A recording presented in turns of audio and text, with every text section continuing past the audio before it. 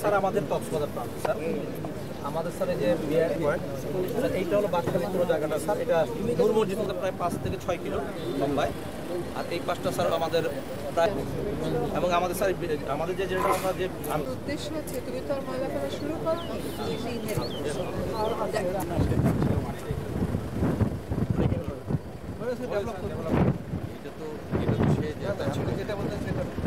ওই জায়গায় পুরোটা ওই পর্যন্ত এই নদী দখল হয়ে গেছে।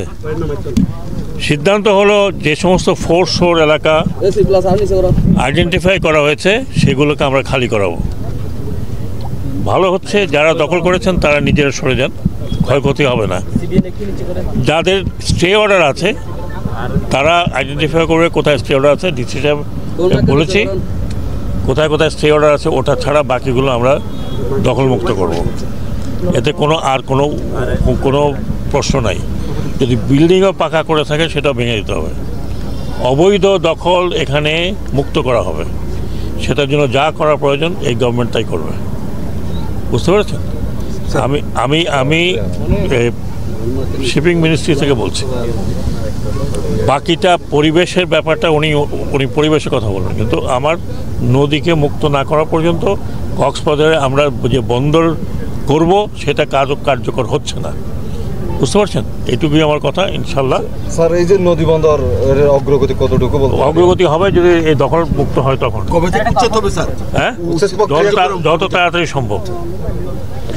তাড়াতাড়ি সম্ভব। আমি বন্দর করব, বাকিরা দখল করবে তা তো হয় না। যারা অবৈধভাবে স্থাপনা আছে, শোনেন, নদীর সীমানা আছে, সেটাকে বলে ফোর্স শোরটা অলরেডি গেজেট হয়ে আছে। সেটা আমাদের স্থানীয় প্রশাসনকে বলা হয়েছে, ওটাকে আইডেন্টিফাই করে সেটা মার্ক করার পরে ওর ভিতরে যারা আছে অবৈধ দখলদার, প্রায়ই অবৈধ, তাদেরকে সরে যেতে বলছি। যদি সরে না যান তাহলে তখন তাদের বাড়িঘর ভাঙতে হবে আমাদের, সেটা আমরা করতে চাই না। ওনারা সরে যান, হ্যাঁ, কারণ ওনারা অবৈধ দখলদার আগে করে গেছেন, অনেক বছর চলছে এগুলো। এখন এটা না হলে আমরা নদী বন্দর যে করবো, আমাদের নদী বন্দর করতে নদী তো দরকার হবে, তো নদী তো অর্ধেক খেয়ে গেছে। সরে যাওয়ার জন্য কতদিন টাইম দিবেন? সরে যাওয়ার জন্য অ্যাজ সুন অ্যাজ পসিবল। কতদিন টাইম না, 7 দিন 8 দিনের মধ্যে কাজ শুরু হয়ে যাবে। এটা